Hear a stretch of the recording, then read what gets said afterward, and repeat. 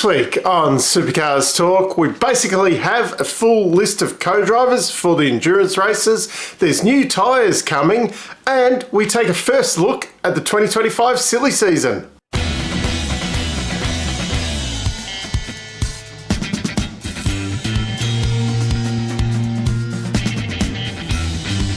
The big news this week is that Supercars is going to test some new Dunlop control tyres. They're going to Queensland Raceway with Matt Stone Racing and DJR with one car each. Apparently the tyre compound will be similar to the current soft tyre but have the durability of the hard tyre.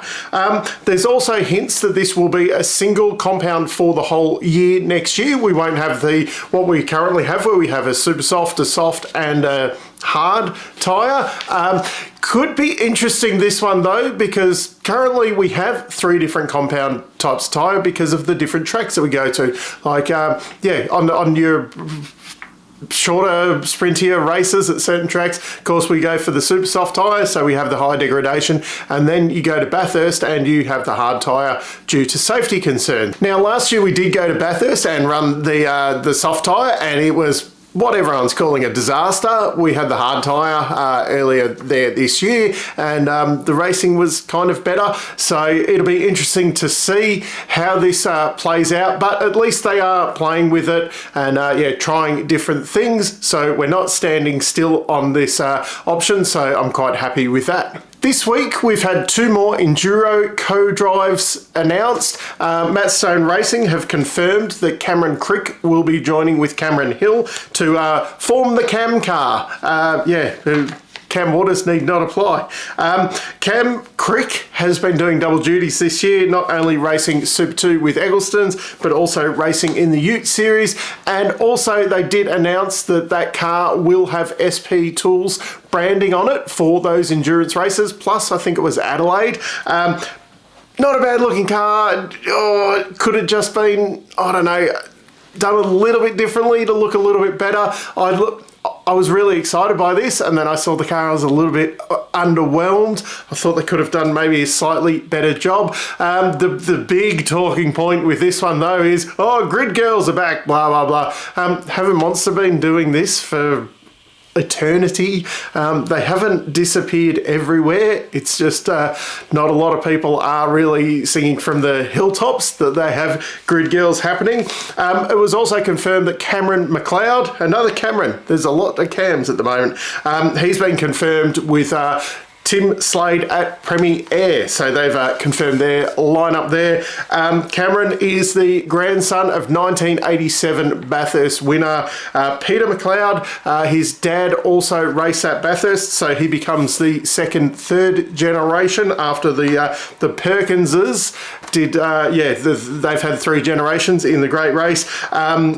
Cam McLeod, I nearly said Peter McLeod, Cam McLeod has been driving for Premier in Super 2, doing the aerobatics for that team this year. Now, this only leaves 3 seats available for the endurance races. The ones next to Aaron Love, Jackson Evans, and of course the Matt Charter wildcard. Hasn't had a co-driver confirmed there. Rumours are that Aaron Cameron will make it a double Aaron at BRT there next to Aaron Love. I can't confirm that charters are in talks with Matt Campbell and Matt Brabham. Apparently talks with Matt Kenseth fell over because he's busy doing NASCAR stuff. BJR have been finding it a lot harder to find another Jackson to partner there with Jackson Evans. Now, a couple of people have brought up the 2025 silly season to me already, so I thought I'd do a quick update of where I think everyone is with their contracts and that, and probably what I think is going to happen. Now, none of these are a lock. There could be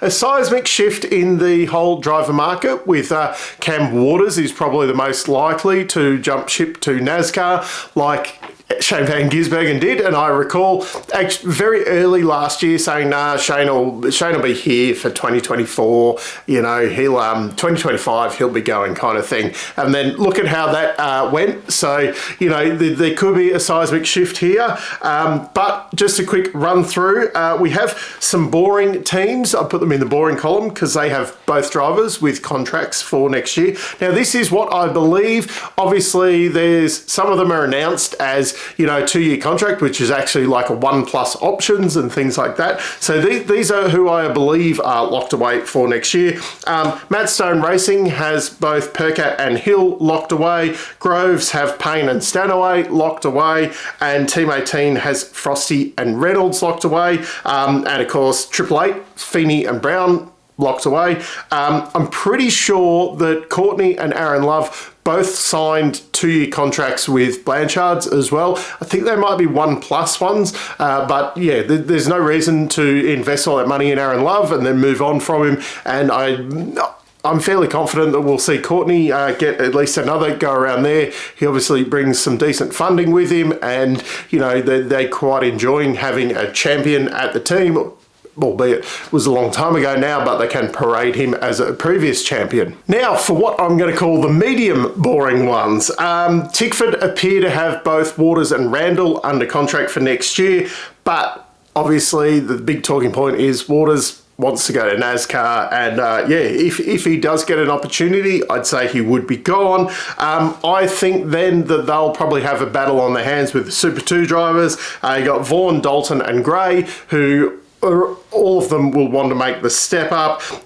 It could be a tough fight. You know, Vaughan shown lots of speed there, but then you've got Lucky Dalton, who's come in with Tickford this year, and he's doing that wildcard run with them. And then you've got Ryland Gray, who's, you know, been quite impressive so far for a rookie. Seems to have a bit of funding behind him as well. And I think that they're going to go internally for a driver if they do have to replace Cam, but Monster could turn around and say, no, we want a name, we want someone who's known.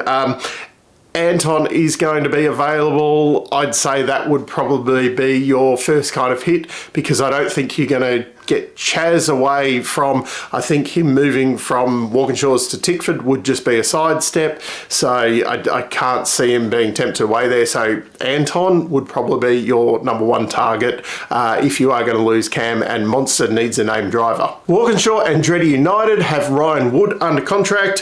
Why would you go anywhere else on that one at the moment? And yeah, Chaz's contract is up, but a bit both ways. I think it'll continue being a marriage of somewhat convenience. Chaz hasn't got it. There's no opening at Triple Eight, and Walkinshaw Andretti United. Well, who do you get that's better than Chaz out there? You might say, depending on your allegiances, you might say there's no one better than Chaz.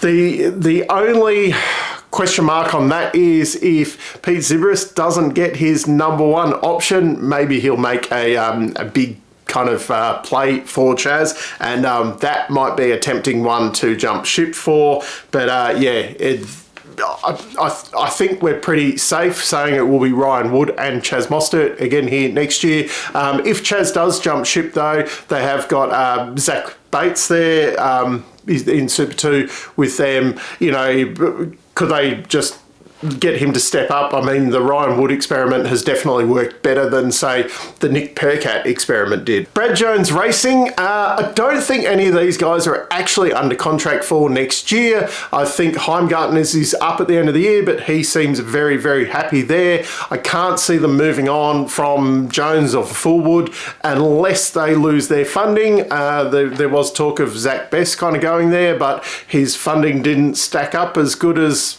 you know, the other guys. There is Declan Fraser kind of waiting in the wings, whether he has enough funding to move one of those guys out of the way. Yeah, we'll see. And Jackson Evans, I mean, the job he's doing, beautiful. He's going to be the second best driver at the team very shortly. So I can't see why, you know, SCT would want to move him on, and why he'd want to move anywhere at the moment, unless one of the big guys kind of comes knocking. But I can't see even, you know, say Tickford coming along.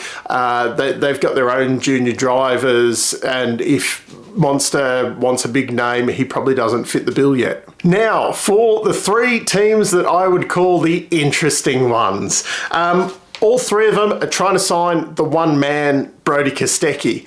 And who is the one that's going to get that signature for the 2025 drive? Well, it's going to be Pete Ziberis and Premier Racing. Tim Slade, unfortunately, he's going to be out of a drive at the end of the year. Brodie Kostecki will go in there to partner Jimmy Golding. I think this one makes the most logical sense. The Premier has been stepping ahead. He's got the seat there for Brodie. He's got the funding ready to go. I can see this one happening. Now, as for the other two, Dick Johnson Racing, they've got Kai Allen under contract. 3 into 2 doesn't fit, so who do you keep? Will and Anton can both make their cases. Anton's got youth on his side. He's got speed most of the time.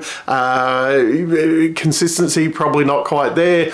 Then you got Will Davison who turn around and say, well, look, I'm better overall. He's generally in the championship been doing a better overall job. He's a bit more consistent. He could probably, teach Kai a thing or two about being level-headed in the team there.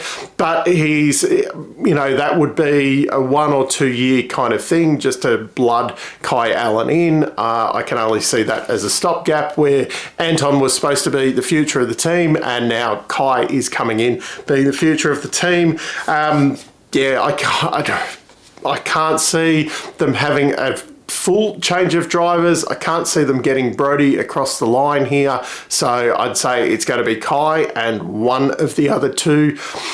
I'd honestly be leaning towards Will Davison more, but he's coming towards the end of his career. You could probably still offer him a lucrative co-driver contract with Kai Allen for next year to, have a bit like what Garth Tander's doing there with Matt Payne at Grove Racing. Now, finally, for Erebus, which I'm actually going to be a bit boring on this one, I think they've already got their lineup sorted. As far as I know, Jack LeBrock was on a 2-year contract going there, so tick, that one sorted, and they'll get Job Stewart to make the step up. Barry Ryan wants that to happen, and then the questions are, well, what if the ownership changes of the team? Well, from what I'm hearing is that if the Velo takeover kind of happens, Barry Ryan's still going to be part of all of that. So that will continue. And unless those guys decide that they want to go after chasing a bigger name, I can't see that happening, though. It's going to be Jack LeBrock and Job Stewart in those cars next year. So that's my silly season update for now. Let me know down in the comments what you guys think is going to happen, but I'm predicting a very boring one this year with a bit more of a seismic shift at the end of next year, where there seems to be quite a lot of teams with both drivers on 2-year contracts that will be available. You'll have like Team 18, they're probably the one where, they've got 2 aging drivers in there that you could, shuffle around. I'm predicting this year is going to be a fairly stable one, but then who knows, next week Cam Waters will announce he's got a NASCAR deal for next year. That'll blow everything out of the water. Tickford will steal someone else from another team, and then we'll have a grand shuffle once again. Who knows? That's why it's just the first update for 2025 at the moment. So until next time, I'm still Dave, and I'll catch you later.